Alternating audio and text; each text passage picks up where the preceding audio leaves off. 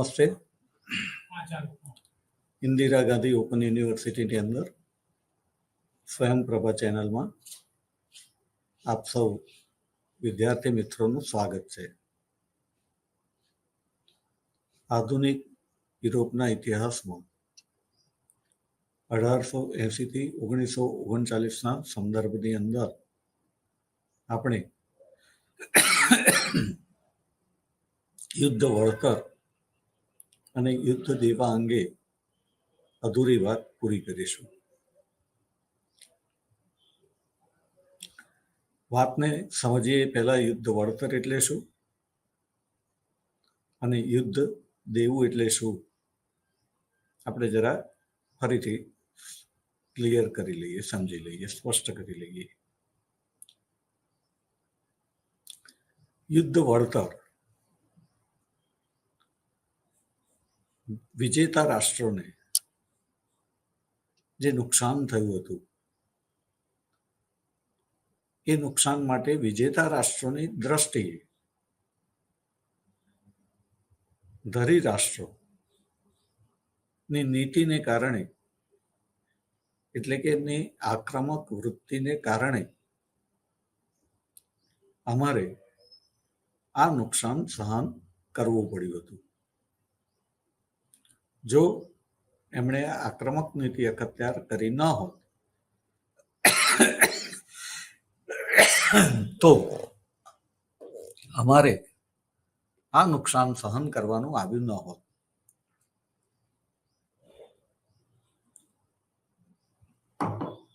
એટલે કે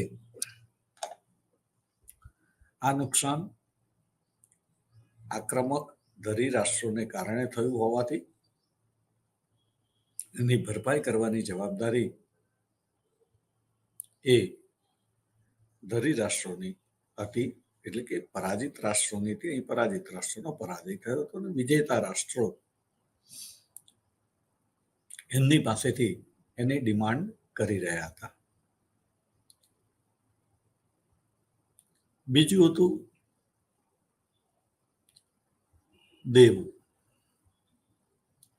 યુદ્ધ દેવું. આ યુદ્ધ દરમિયાન ધરી રાષ્ટ્રોની આક્રમક નીતિને કારણે મિત્ર રાષ્ટ્રો કે જે યુદ્ધ નહોતા ઈચ્છતા પણ એમને યુદ્ધમાં જોતરાવું પડ્યું હતું અને એ યુદ્ધ દરમિયાન પોતાનું અસ્તિત્વ ટકાવી રાખવા માટે એમને જુદા જુદા દેશો પાસેથી જુદી જુદી જરૂરિયાતો પૂર્ણ કરવા માટે ઓછીના પૈસા કે વસ્તુઓ લેવી પડી હતી. અને એને પરિણામે એમને જે દેવું થયું હતું એ દેવું કોઈ સામાન્ય દેવું ન હતું, ખૂબ મોટી રકમ હતી.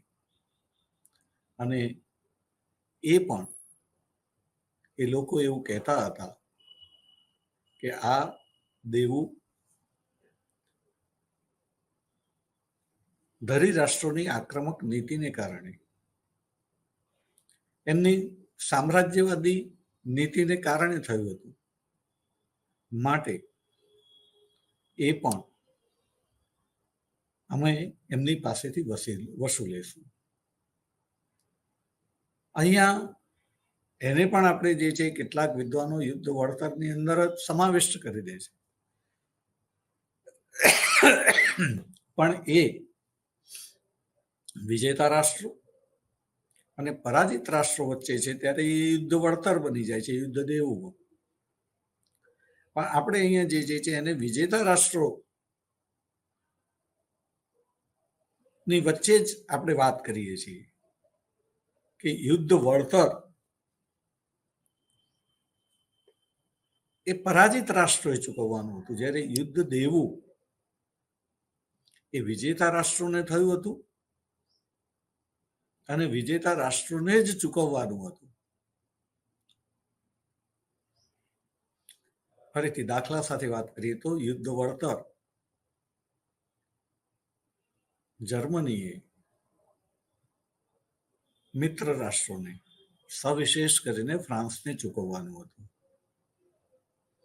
યુદ્ધ દેવું સવિશેષ કરીને ફ્રાન્સ, બ્રિટન વગેરે દેશોએ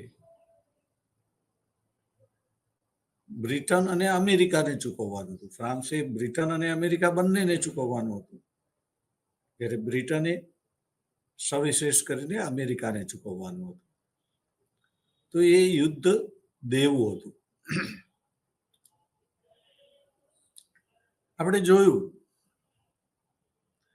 કે જુદા જુદા દેશોની સ્થિતિ આ યુદ્ધ વળતર અને દેવામાં જુદી જુદી હોવાથી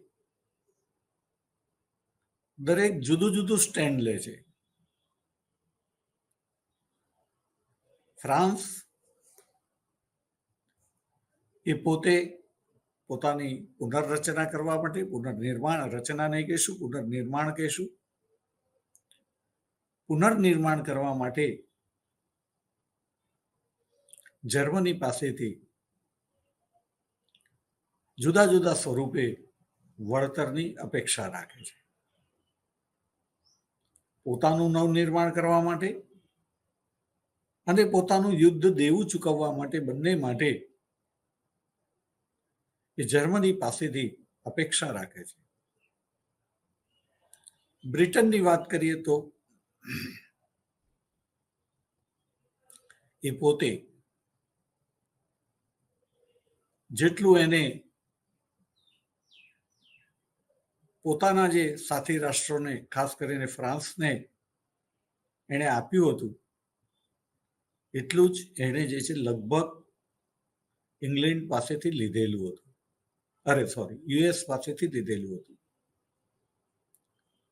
એને જે મિત્ર રાષ્ટ્રો પાસેથી પ્રાપ્ત થવાનું હતું એટલું જ એણે જે છે યુએસને આપવાનું હતું.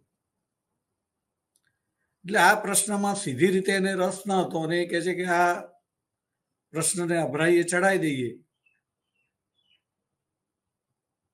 તો સારું, આપણે ખોટો એમાં સમય બરબાદ કરવો ને વગેરે, એ અભરાઈએ ચડાવી દેવાની વાત કરે છે. એ આવું કેમ કરે છે એના પાછળનું લોજિક પોતાનું યુરોપના દેશોની અંદર બીજા કરતા 2 વેત ઊંચું અસ્તિત્વ રહે, પોતાનું સ્થાન રહે, એના માટે એ કરી રહ્યું હતું. અને સાથે સાથે ભવિષ્યમાં પણ, વર્તમાન અને ભવિષ્યમાં અન્ય કોઈ એનું હરીફ ન બને. હાલ જે જુદા જુદા દેશો વચ્ચે સત્તાની સમતુલા છે અને એની અંદર એની સર્વોપરિતા છે, એ સર્વોપરિતા ટકી રહે એ એની નીતિ હતી. અને એની અંદર એ કહે છે કે ભૂલી જાઓ, કંઈ લેવું નથી, કોઈ કંઈ આપવું નથી. પણ અમેરિકાની આપણે વાત કરીએ તો એ એમ કહે છે કે યુદ્ધ વળતર ભૂલી જઈએ અને આ ભૂલી જવાની વાત,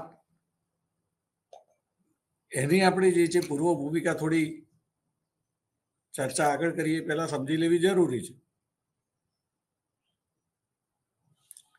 કે અમેરિકા જ્યારે યુદ્ધમાં દાખલ થયું ત્યારે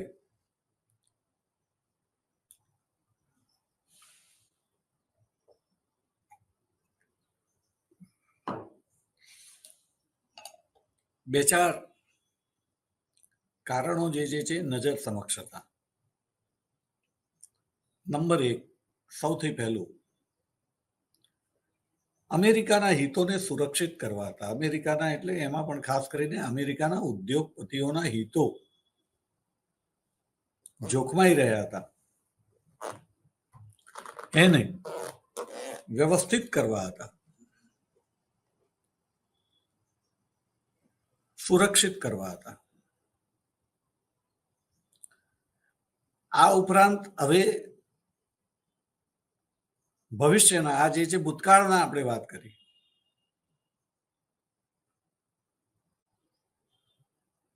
કે ભવિષ્યની અંદર જે ઉદ્યોગપતિઓ ના હિતો હતા એ સુરક્ષિત રહે, અમેરિકન ઉદ્યોગપતિઓને પણ બીજાના જેવી જ સમાન તકો જે છે એ વિશ્વ આખાની અંદર મળે, એટલે કે જેને આપણે થિયોડોર રૂઝવેલ્ટની ખુલ્લા દ્વારની નીતિ એટલે કે ઓપન ડોર પોલિસી કહીએ છીએ, એ ઓપન ડોર પોલિસીની અહીંયા વાત છે. શબ્દ વાપરવામાં નથી આવે, યાદ રાખીશું. આપણે શબ્દો ભલે વપરાય કે ના વપરાય, અગત્યનો વિચાર છે. આપણે સમજી લઈશું ભારત અને દુનિયાના અન્ય દેશોની અંદર ફર્ક શું છે. આપણે જોઈએ છે કે અત્યારે કોઈ પણ પુસ્તક લખાય છે તો એ લખનાર જે છે એ નીચે પોતાનું નામ લખે છે કે લેખક. પરંતુ આપણે ભારતની વાત કરીએ તો ભારતની અંદર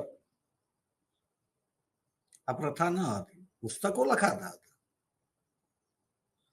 પણ લખનાર જે છે પોતાનું નામ નહોતો લખતો. વેદો કોણે લખ્યા નથી ખબર, પછી કહેવાય કે અપૌરુષેય છે. એવી જ રીતે જુદા જુદા ઘણા બધા ગ્રંથો કોણે લખ્યા, ગ્રંથો છે, લેખક. આવું કેમ? તો એ પણ ક્લિયર કરવાની જરૂર છે. હું અત્યારે જે કંઈ બોલું છું એ બોલવાની જગ્યાએ માની લો કે લખતો હોય તો હું જે કંઈ બોલું છું કે લખું છું એ મારું છે? ના. મેં પણ બહુ બધું જે છે જુદી જુદી જગ્યાએથી ઉછીનું લીધેલું છે.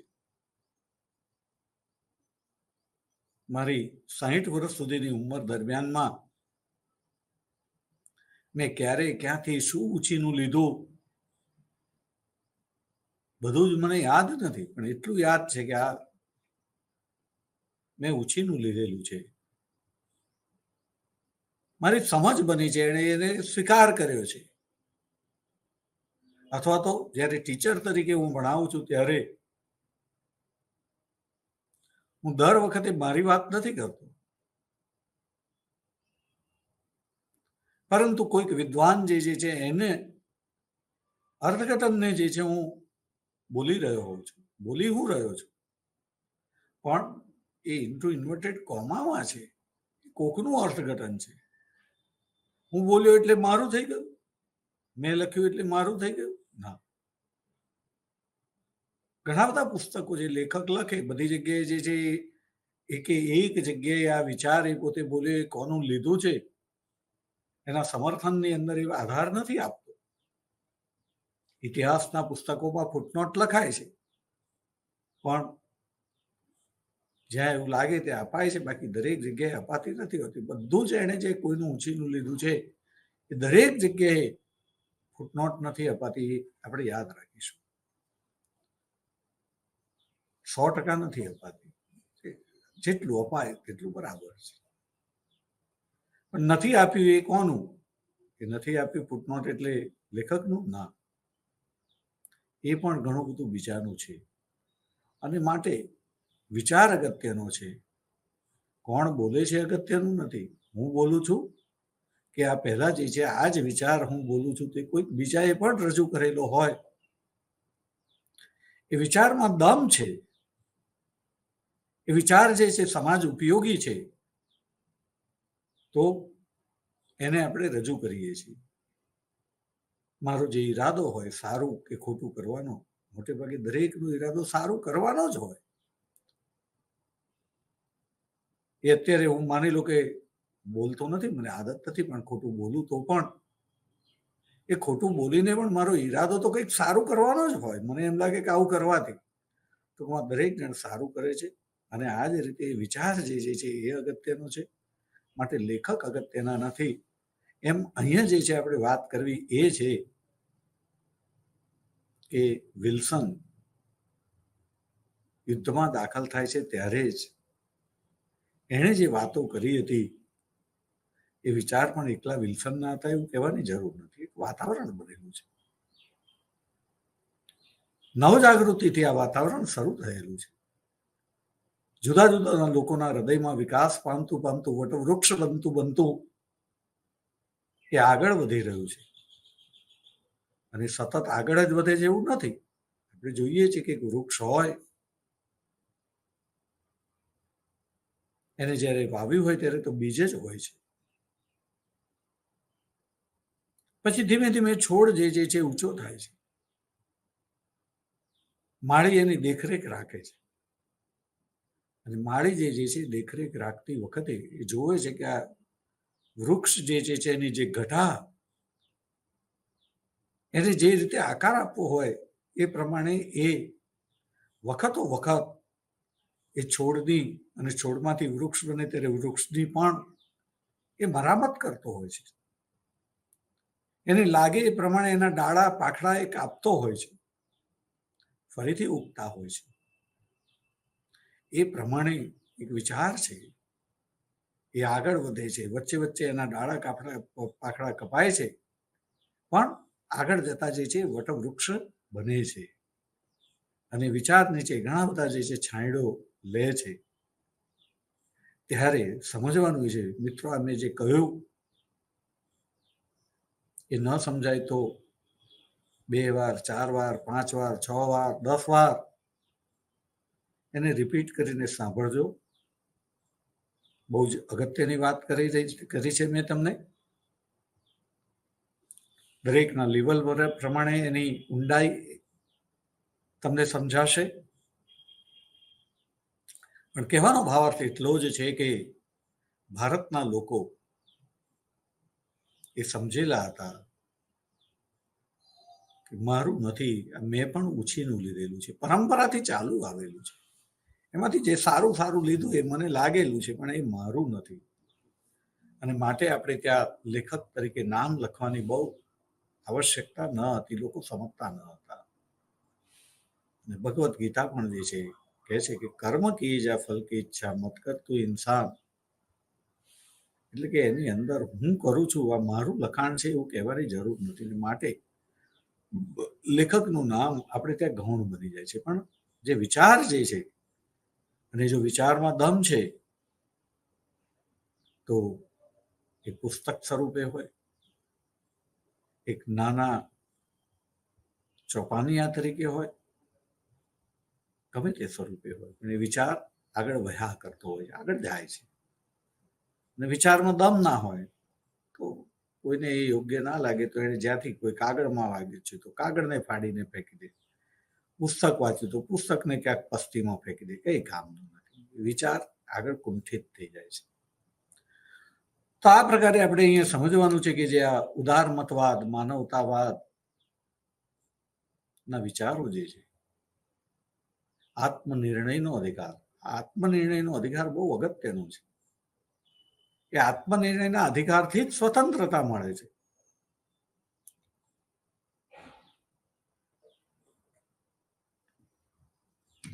ઘણી બધી વસ્તુઓ એકબીજા સાથે સંકળાયેલી છે. કોઈના પણ આત્મનિર્ણયના અધિકારને તમે સ્વીકાર કરો છો એનો અર્થ કે એની સ્વતંત્રતાને તમે સ્વીકાર કરો છો. તો આ પ્રકારે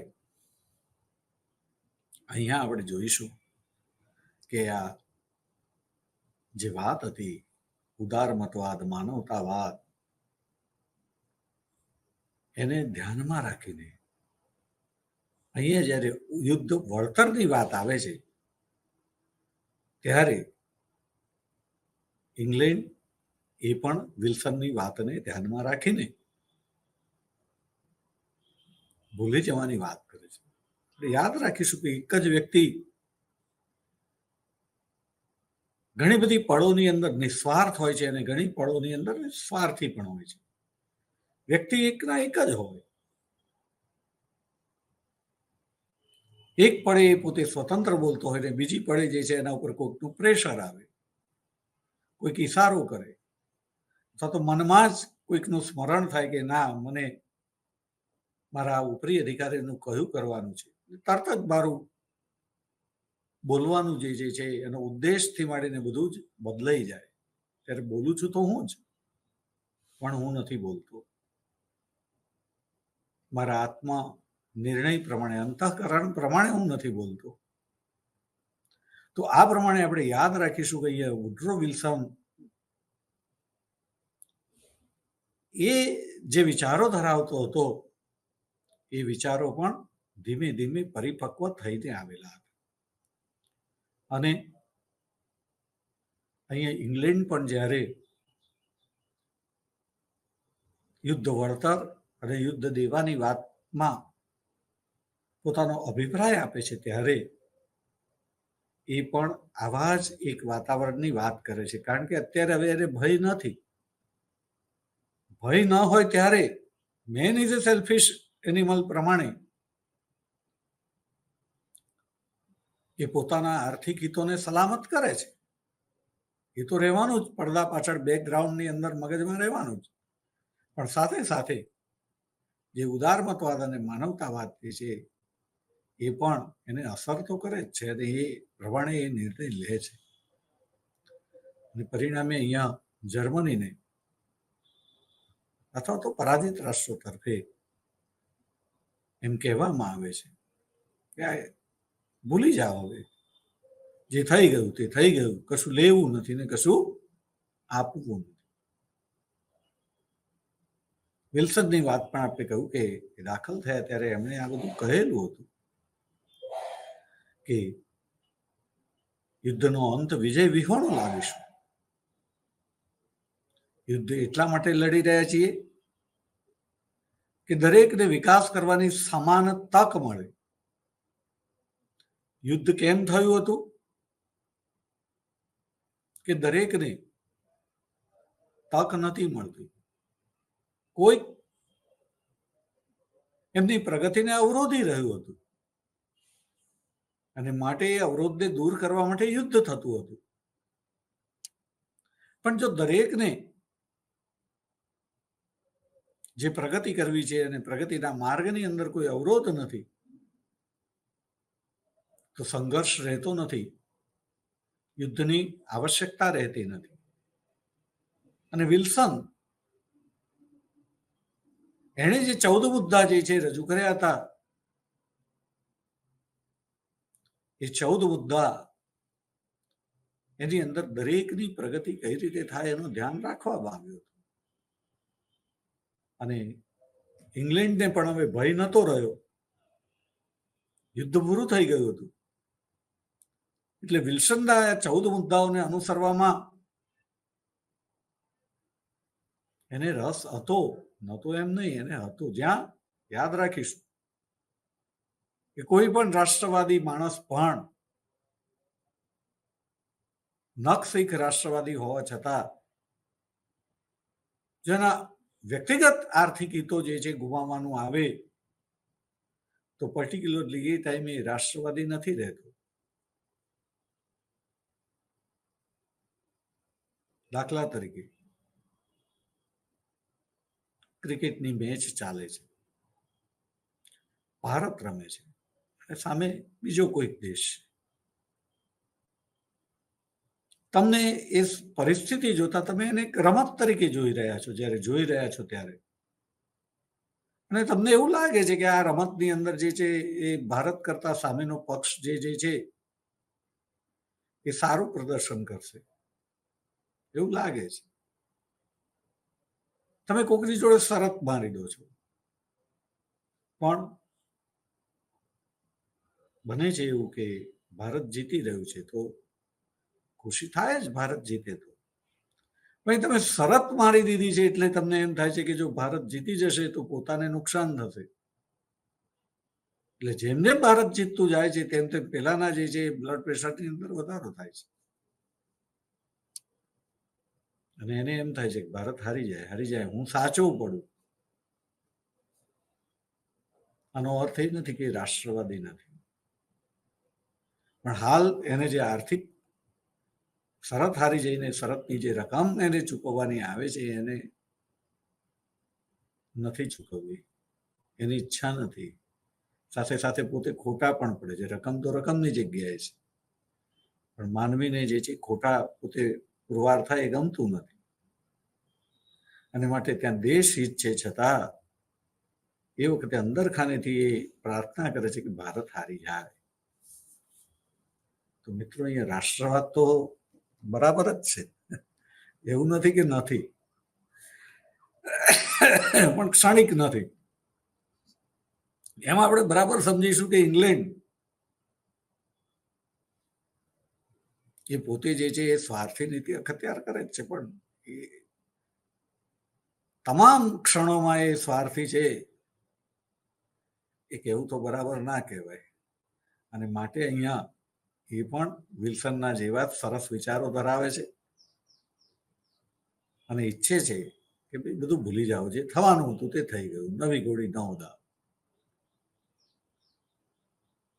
પણ આપણે કહ્યું તેમ કે એને જે છે અહીંયા કોઈ શરત હારવાની નથી, એટલે કે કશું ગુમાવાનું નતું, એટલે એ આવી વાત કરે. પણ હવે આપણે અમેરિકા ઉપર આવીએ છીએ. અહીંયા જોજો કે ફ્રાન્સ પણ તૈયાર હતું એકંદરે, કારણ કે એને જે છે જર્મની જોડેથી લેવાનું હતું, સામે જે છે અમેરિકાને ચૂકી બી દેવાનું. એને તો રસ એટલો જ હતો કે જર્મની પાસેથી કેમ લેવું, તો આ બાને જર્મનીને નિર્બળ રાખવું, કે જર્મની કાયમ માટે નિર્બળ ના રહે અને પોતાના માટે જે છે જોખમી પુરવાર ન થાય. ત્યારે કોઈ પ્રશ્ન કરી શકે છે વિદ્યાર્થી કે હવે તો પ્રથમ વિશ્વયુદ્ધના અંતે વિશ્વમાં શાંતિ જાળવી રાખવા માટે એવા પ્રયાસો કર્યા હતા 14 મુદ્દાને ધ્યાનમાં રાખીને, કે કોઈની પ્રગતિ જે છે રૂધાય જ નહીં, એવું વ્યવસ્થા કરવાની હતી કે કોઈની પ્રગતિ રૂધાય જ નહીં. 14 મુદ્દામાં બધી વાતો હતી જ, અને કોઈની પ્રગતિ રૂધાતી ના હોય તો સંઘર્ષ થાય નહીં. અને છતાંય જે છે અપવાદ રૂપે ક્યાંક કંઈક થઈ ગયું કે થઈ જાય, તો એના નિવારણ માટે એક સંસ્થા રચવામાં આવી હતી જેને આપણે રાષ્ટ્રસંઘ કહીએ છીએ, કે જે સામૂહિક સલામતી પૂરી પાડતું હતું, કોઈને લશ્કરની પણ જરૂર ના રહે. યાદ રાખીશું કે પ્રથમ વિશ્વયુદ્ધના અંતે જે રાષ્ટ્રસંઘની રચના કરવામાં આવી શાંતિની સ્થાપના કરવા માટે. શાંતિ ક્યારે સ્થપાય? કે જ્યારે ભય ન હોય તો શાંતિ સ્થપાય. ભય ક્યારે ના હોય? આપણે કહીએ કે આપણે શક્તિશાળી હોઈએ તો ભય ન લાગે, પણ એવું નથી. એનાથી ઊંધું પણ છે કે આપણે જો નિર્બળ હોઈએ તો શાંતિ સ્થપાય. કેમ? કે આપણે શક્તિશાળી હોઈએ તો આપણને કોઈની જોડે દાદાગીરી કરીએ કે મારી જોડે આમ છે, ખબર છે તને, મારે તો આવા સંબંધો છે, ખબર છે તને, આઈ બનશે તારી. શક્તિના કારણે જે છે તમે કોઈને ડરાવો છો, અને તમે ડરાવો એટલે પેલો જે છે બદલો લેવાની કોશિશ કરે. પણ તમે નિર્બળ છો તો તમે તરત જ સમાધાન કરી લો છો, ગમ ખાઈ જાઓ છો, અને ગમ ખાઈ જાઓ છો એને પરિણામે યુદ્ધ દૂર થઈ જાય છે, શાંતિ જળવાઈ રહે છે. નિર્બળ માણસને ખબર છે કે આપણાથી ન લડાય એટલે લડવા જતો નથી અને શાંતિ રહે છે. તો ઘણી વખત જે છે શક્તિશાળીની શક્તિ જે છે એ અશાંતિ પેદા કરે છે. આપણે સમજતા એવું હોઈએ છીએ એ શક્તિથી શાંતિ થાય. દરેક લોકો જે છે એ શસ્ત્રીકરણ એ શાંતિ માટે જ કરતા હોય છે, પણ ખબર નથી હોતી કે આ શસ્ત્ર જે છે એ જ અશાંતિ કરાવશે. બહુ જ આ સમજવા જેવી વાત છે. હું એટલા માટે બોલું છું કે વિદ્યાર્થી મિત્રો, તમે ભવિષ્યની અંદર જે છે કોઈક ને કોઈક સત્તા સ્થાને બેસવાના છો, નિર્ણયો તમારે કરવાના છે. અને ત્યારે તમે જે પરિપક્વ હોય તે બહુ જરૂરી છે, કારણ કે તમારો એક ખોટો નિર્ણય એ તમારી અને સમાજની શાંતિનો ભંગ કરે છે. અહીંયા આપણે જે છે એ આ અભ્યાસ કરીને ફક્ત શાંતિની ચર્ચા નથી કરવાની, એમાંથી શીખવાનું છે કે આપણે જ્યારે જે જગ્યાએ હોઈએ ત્યારે શાંતિ કેવી રીતે પ્રસ્થાપિત કરીશું. એની પહેલ આપણે જે છે 24 કલાક શાંત હોવા જોઈએ. આપણા મન ઉપર કે હૃદય ઉપર કોઈ જાતનો ભાર ના હોવો જોઈએ. શરૂઆત આપણાથી થાય, ત્યાર પછી આપણે જે ઓફિસની અંદર અધિકારી હોઈએ અને જે લોકો આપણા હાથ નીચે કામ કરતા હોય, જ્યાં આપણે વચ્ચે આવતા હોઈએ, આપણી હાથ નીચેનો કોઈ પણ કર્મચારી એના મન કે હૃદય ઉપર આપણી ઉપસ્થિતિની અંદર આપણા કારણે જે છે તણાવ આવવો જોઈએ નહીં. ત્રીજી વાત કે તમારી પાસે સત્તા છે, તમારે યોજનાઓને રન કરવાની છે. એ યોજનાઓને એવી રીતે રન કરો કે જેને કારણે એ યોજનાઓના જે લાભાર્થી હોય એને લાભ મળે અને એમના તન, મન અને હૃદય ઉપરથી ભાર દૂર થઈ જાય. પણ આપણે આવું કરીએ છીએ ખરા? કારણ કે આપણને ખબર નથી હોતી, જ્યાં આપણી જ શાંતિની ખબર નથી હોતી, ઓફિસ સ્ટાફની શાંતિની ખબર ક્યાંથી હોય, અને સમાજ જાણે કે આપણે તો ઊંધું ચાલે છે. આપણે બધી જ જગ્યાએ જાણે કે આ રોફ મારવા માટે, આઈ એમ સમથિંગ પુરવાર કરવા માટે આપણે પદનો ઉપયોગ કરતા હોઈએ છીએ. આપણે જે છે આપણા હાથ નીચેના કર્મચારીઓને ડરાવતા હોઈએ. સમાજમાં પણ જ્યાં જઈએ ત્યાં આગળ એવી રીતે ચાલીએ કે ખબર છે હું કોણ છું, મારાથી ડરવાનું. આપણે બોલતા નથી, બોડી લેંગ્વેજથી આપણે એવું પુરવાર કરીએ કે તમારે મારાથી ડરવાનું, હું આવો મોટો સાહેબ છું. આપણે જેટલા મોટા સાહેબ એટલું લોકોને વધારે આશ્વાસન મળવું જોઈએ. અરે હવે તો આ સાહેબ આવી ગયા છે, એટલે આપણું પેલા સાહેબ હતા ને જે ભલું થવાનું હતું એમ કરતા મોટા સાહેબ એટલે વધારે ભલું થશે. આ તો મોટા સાહેબ વધારે બે દંડા મારશે એવી છાપ લોકો. મિત્રો, આ શાંતિ માટેની વાત નથી. તમે જ્યારે પણ જે પણ જગ્યાએ જે છે હોદ્દા ઉપર જાઓ ત્યારે આ વાત યાદ રાખજો, બરાબર? સ્મરણમાં રાખજો.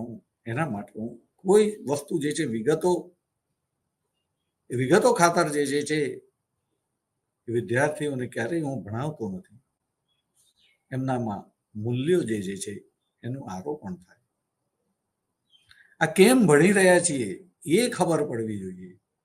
યુદ્ધ, વળતર અને દેવું આ શું છે, આપણે કેમ ભણીએ છીએ, એની અંદર જે પોલિસી અખત્યાર કરવામાં આવી છે, નિર્ણયો લેવામાં આવ્યા, એ નિર્ણયોને કારણે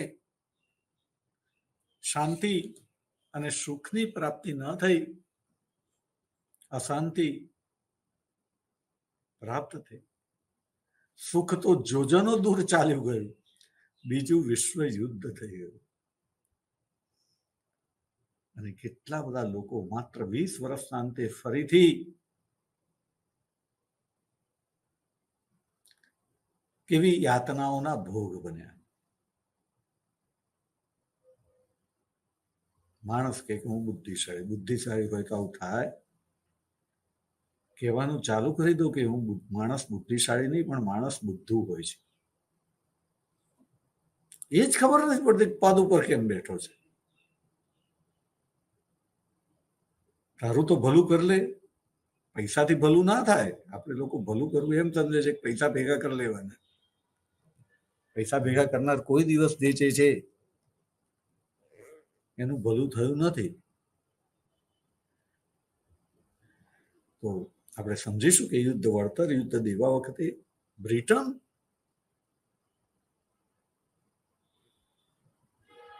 એને આપણે જ્યારે એના નિર્ણયો લઈએ ત્યારે કેટલાક નિર્ણયો જે છે એની અંદર હંમેશા એ સમયની જે પરિપક્વતા જે છે એ પરિપક્વતા જે છે એ બ્રિટિશ સમાજની અંદર છે. વ્હાઇટ મેન્સ બર્ડન રૂડિયાર્ડ કિપલિંગ દ્વારા એમનેમ નથી લખાતું.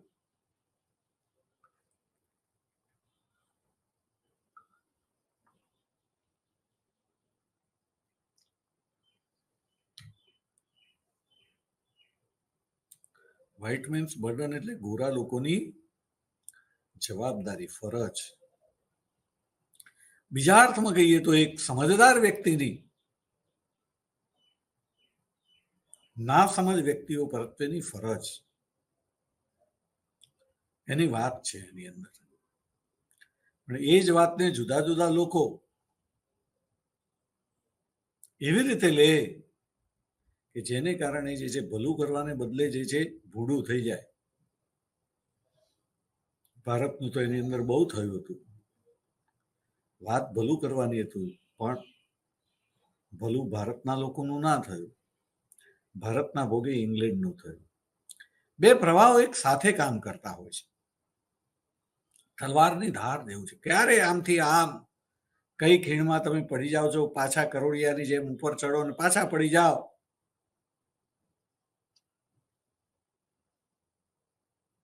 વિશ્વની ઘટનાઓનું એનાલિસિસ કરવું, વિશ્લેષણ કરવું, પૃથક્કરણ કરવું 2 મિનિટમાં કરી નાખવું એટલું સરળ નથી હોતું વિદ્યાર્થીને. આપણે બહુ બધું સરળીકરણ કરી નાખ્યું છે, પણ હકીકતમાં એટલું નથી. એને જે કંઈ જે છે એને તથ્યને સામે લાવવું હોય તો બહુ જ રિસર્ચ કરવું પડે. સામેવાળા સાંભળનારે પણ બહુ જ શાંતિથી જે છે એને ધીરજથી જે છે સમજવાની, સાંભળવાની તૈયારી રાખવી પડે.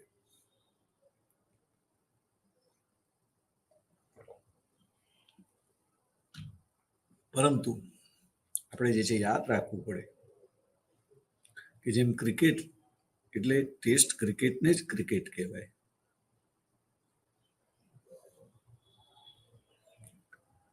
એને વન ડે ને ક્રિકેટ ન કહેવાય, 2020 ક્રિકેટ ન કહેવાય. એ તો આનંદ મળે છે માટે, આનંદ વધારવા માટે જે છે એ મૂળ સ્વરૂપને બદલવામાં આવ્યું છે. 2020માંથી 10-10 પણ શરૂ થાય ને 5-5 પણ શરૂ થઈ શકે. આનંદ છે, એ ક્રિકેટ નથી. એમ આપણે જે છે ધ્યાન રાખવાનું છે કે માણસ ડાહ્યો જ છે, સમજદાર છે, અને છતાં પણ એણે જે ભૂલો કરી છે આપણે ભૂલોને છોડી દેવી છે, અને એણે જે સારું કર્યું છે એને લઈને આપણે આગળ ધપાવવું છે. ને આપણે પણ ભૂલો તો કરવાના છીએ, પણ ધ્યાન રાખવું છે કે આપણાથી ભૂલો ઓછામાં ઓછી થાય. સર્જનહાર છે જેણે પણ આ સર્જન કર્યું છે આપણી જોડે ઓછામાં ઓછી ભૂલો કરાવે. અને આપણે પણ જે છે સતત યાદ રાખીએ છીએ કે વસુધૈવ કુટુંબકમ. આપણે શાંતિની વાત કરી છે માટે બોલું છું કે વસુધૈવ કુટુંબકમ આપણે સતત યાદ રાખીએ તો આપણું પ્રત્યેક કાર્ય કરતી વખતે આપણને જે છે એ ખ્યાલ રહે કે મારે જે છે આખી વસુધાને કુટુંબ સમજીને હું જે નિર્ણય કરું છું, જે વર્તન કરું છું તે કરવાનું છે. વિશ્વ શાંતિ આપો. ગ્લોબલાઇઝેશન બોલવાની જરૂર નથી. ગ્લોબલાઇઝેશન એ વસુધૈવ કુટુંબકમ જ છે. પણ જ્યારે ગ્લોબલાઇઝેશન બોલીએ છીએ ત્યારે ફક્ત આપણને એટલો જ ખ્યાલ આવે છે કે આપણું અસ્તિત્વ, આપણો સંપર્ક અથવા તો આપણે જે કંઈ પ્રાપ્ત કરીએ છીએ કે આપીએ છીએ, આપણું આદાન પ્રદાન, ક્રિયા પ્રતિક્રિયા આખા વિશ્વ સાથે સંકળાયેલી છે, આપણે એમ સમજીએ છીએ. અને એની અંદરથી આખા વિશ્વમાંથી આપણે આપણો સ્વાર્થ કેવી રીતે સિદ્ધ કરી શકાય, આપણે પહેલા ફક્ત ગામના લોકોની જ તાકાતને આધારે સમૃદ્ધ થતા હતા. હવે ગ્લોબલાઇઝેશનની અંદર આખા વિશ્વના લોકોની તાકાતના આધારે આપણે સમૃદ્ધ થવા જઈ રહ્યા છીએ. અને જેના સમજ છે સમૃદ્ધ બની રહ્યા છે. પણ વસુધૈવ કુટુંબકમ બોલીએ છીએ ત્યારે વ્યક્તિગત સમૃદ્ધ લોકોની તાકાત જે છે લઈને સમૃદ્ધ થવાની વાત નથી, પણ આપણી તાકાત જે છે એ વિશ્વની સમૃદ્ધિ માટે ખર્ચવાની વાત છે. ગ્લોબલાઇઝેશનની અંદર લેવાની વાત છે, વસુધૈવ કુટુંબકમની અંદર આપવાની વાત છે. બહુ ફેર છે. એટલે ભારતીય સંસ્કૃતિ એટલે મહાન છે. વસુધૈવ કુટુંબકમ આવો અમલદાર જ્યારે સમજે છે અને કડક અભિગમ પર જ્યારે દાખવે છે ત્યારે આપવા માટે, અને બીજી બાજુ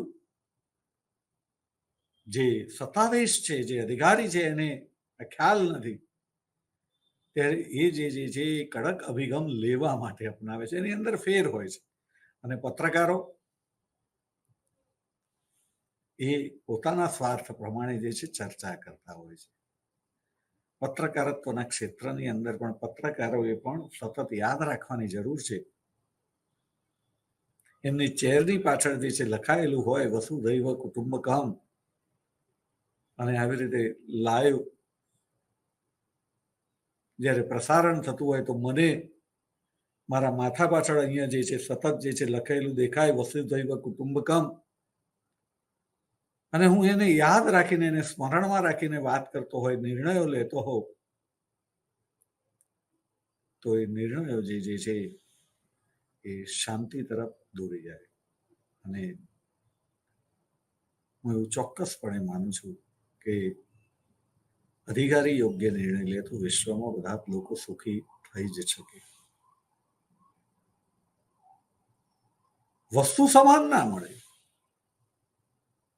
કારણ કે અસમાનતા એ તો જગતનું ચાલક બળ છે. અસમાનતા નહીં બોલું, વૈવિધ્ય. વૈવિધ્ય એ જગતનું ચાલક બળ છે. દરેકને જુદું જુદું મળશે, સમાન નહીં મળે. મળશે જ, મળેલું જ છે, મળશે નહીં, મળેલું જ છે. સમજવાની જરૂર છે. તો અહીંયા જે છે આપણે ફરીથી એને સાંકળીએ કે ઇંગ્લેન્ડ જે છે કે છે કશું આપવું નથી, કશું લેવું નથી, પણ અમેરિકા કે જેને હું ક્રેડિટ આપતો હોઉં છું, પણ એ જ અમેરિકા ઉદ્યોગપતિઓની રીતે વાત કરીએ ત્યારે પેલી શરત મારી હોય તે પ્રમાણે એમનું વર્તન જે છે એ સેલ્ફિશ બની જતું હોય છે. અને એ સેલ્ફિશ વખતના એમના નિર્ણયો જે છે એ અમેરિકન ઉદ્યોગપતિઓના પણ, અને માટે એ અમેરિકન ઉદ્યોગપતિઓ કહે છે કે અમે યુદ્ધ વળતરની વાત નથી કરતા, અમે યુદ્ધ દેવાની પણ વાત નથી કરતા. યુદ્ધ પૂરું થઈ ગયું પછી તમારે જે છે જે નવનિર્માણ કરવું હતું, તમારા સમક્ષના જે પ્રશ્નો હતા, અને તમે જે અમારી પાસેથી ઋણ લીધેલું છે એ નાણાકીય હોય કે ચીજ વસ્તુના સ્વરૂપમાં હોય, એ તો તમારે પરત કરવું જ પડે. અને અમેરિકાની આ પ્રકારની માગણીને કારણે જે પેરિસ શાંતિ સંધિ થઈ એ સંધિની અંદર વિજેતા રાષ્ટ્રોએ પરાજિત રાષ્ટ્રો પાસેથી શું લેવું એ નક્કી કરવામાં આવ્યું. એની અંદર સૌથી મહત્વની સંધિ વર્સેલ્સની સંધિ હતી. અને વર્સેલ્સની સંધિની અંદર જર્મનીએ જે કંઈ આપવાનું હતું એ રકમ એવી હતી કે જર્મનીની દ્રષ્ટિએ એને ખૂબ જ અન્યાય થયો હતો. આ સંધિ ખૂબ જ કડક હતી, અન્યાયી હતી.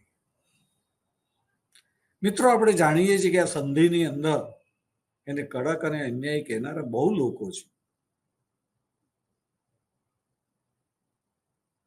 જ્યારે કોઈ બોલે છે ત્યારે કયા સમયે બોલે છે એ બહુ અગત્યનું છે. તો આપણે ધ્યાન અહીંયા એ રાખવાનું છે કે બે વિશ્વયુદ્ધો પછી અથવા તો પ્રથમ વિશ્વયુદ્ધથી જ સતત પ્રચાર અને પ્રસારના સાધનો જર્મનીની ના હરીફો પાસે છે, વિરોધીઓ પાસે છે. અને એમણે સતત એ પ્રયાસ કર્યો છે કે એમણે જે કંઈ કર્યું તે બરાબર કર્યું છે. એમણે પોતાના કાર્યોને ન્યાય ઠેરવવાનો પ્રયાસ કરેલો છે. અને તેમ છતાં વિશ્વના બહુ બધા વિદ્વાનો જે છે એવું કહે છે કે વર્સેલ્સની સંધિ એ ખૂબ જ કડક હતી, ખૂબ જ અન્યાયી હતી.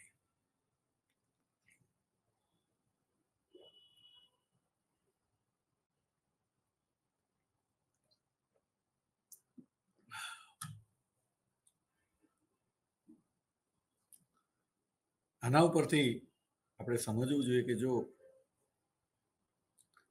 પ્રચાર અને પ્રસારના સાધનો વિરોધીઓ પાસે હોય, જર્મનીના વિરોધીઓ પાસે હોય, અને છતાં એ વાતાવરણમાં જો આ સંધિને કડક અને અન્યાયી કહેવાતી હોય, તો જો પ્રચાર અને પ્રસારના સાધનો જે છે એ જર્મની પાસે હોય તો આ સંધિ કેટલી કડક કહેવાય ને કેટલી અન્યાયી કહેવાય. એનું કડકાઈપણું વધી જાય ને અન્યાયીપણું પણ વધી જાય.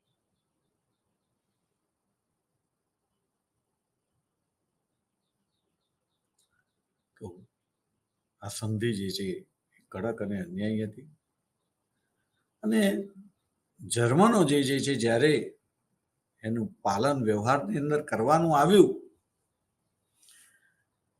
ત્યારે પરિસ્થિતિ પણ એવી નિર્માણ થાય છે અને જર્મનો યુદ્ધ દંડ વળતર, એને બીજા અર્થમાં દંડ પણ કહીશું, યુદ્ધ દંડ આપી શકતા નથી. નો ડાઉટ એમની આપવાની ઈચ્છા પણ ન હતી, પણ આપણે માની લઈએ કે આપવાની ઈચ્છા છે તો પણ એ શક્ય ન હતું કે એ લોકો આપી શકે. બીજી બાજુ આપણે અહીં એ યાદ રાખવાનું છે કે ફ્રાન્સની ઈચ્છા એવી જ હતી કે જર્મની યુદ્ધ દંડ ના આપે.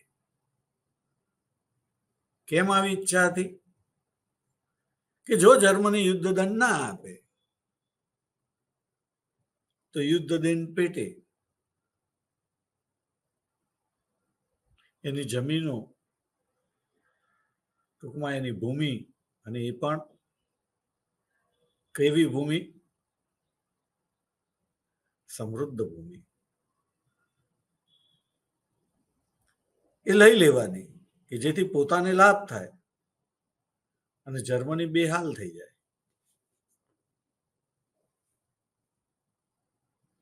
આપણે બધા જોઈએ છીએ કે ઘણા બધા લોકો ભૂતકાળમાં જેને મદદ કરતા હતા, મદદ કરતી વખતે એવું ઈચ્છતા હતા કે આ મદદ પાછી આપે નહીં, એને જે મદદ કરી છે એને પાછી ચૂકવી ન દે. પૈસા આપ્યા છે તે પાછા પરત ના આપી, પરત આપી દે તો એને મજબૂર કેવી રીતે કરાય? એની પાસે ઢગલો પૈસા છે, એને પૈસાની કઈ બહુ જરૂર નથી, પણ એ પરત ના આપે તો એની મજબૂરીનો લાભ લઈને એનું ઘર છે, એ ઘર જે છે કોઈ મોકાની જગ્યાએ છે તો એ જગ્યા હડપ કરી લેવી છે.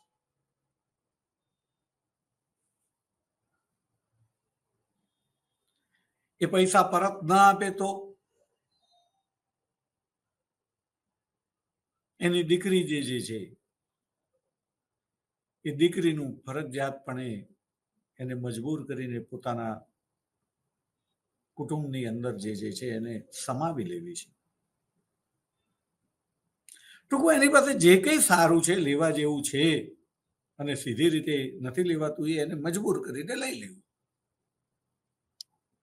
એમ અહીંયા ફ્રાન્સ પણ ઈચ્છે છે કે જર્મની યુદ્ધ દંડ ના આપે. ના આપે એટલે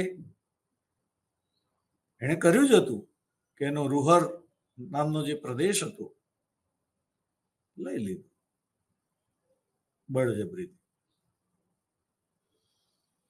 અને એ રીતે જર્મનીને નિર્બળ, અને પરિણામે જર્મની જેટલું નિર્બળ બનાવી દઈએ એટલે કાયમ માટે નિર્બળ એને માથાકૂટ જ કરે નહીં.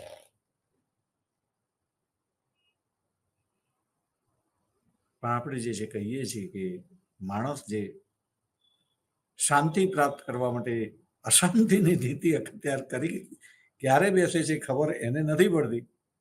અને એમ ફ્રાન્સે પણ જે કંઈ કર્યું,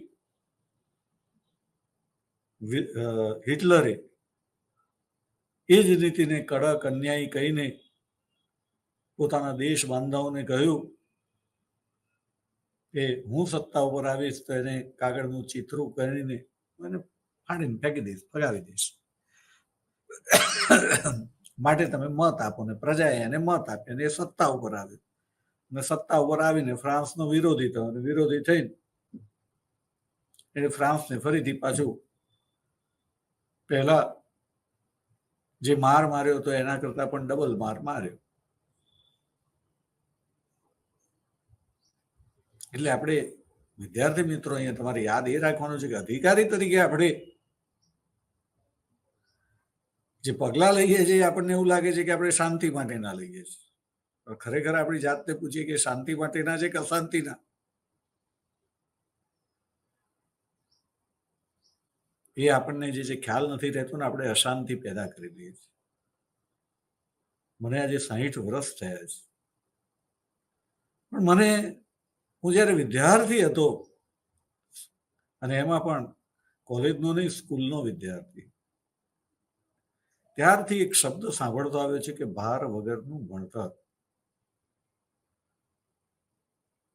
અને પછી એ ભણતરને ભાર વગરનું કરવા માટે એની અંદર ફેરફારો કરવામાં આવ્યા. એ જે કંઈ ફેરફારો કરવામાં આવ્યા એને પરિણામે જે છે એ ભણતર જે છે એ વધારે ને વધારે ભારવાળું થતું ગયું છે. અને આજે માતા પિતાને પૂછો તો ખબર પડે કે ભણતર, બાળકોને ભણાવવા એટલે કેવો મોટો ભાર છે. ભાર વગરનું ભણતર ભારવાળું કેમ થઈ ગયું? અને છતાંય જે હું જોઉં છું કે સમાજ એ ભાર વગરનું ભણતર કરવા માટે જે ફેરફારો કરવામાં આવ્યા એ ફેરફારોને એ સુધારા કહે છે.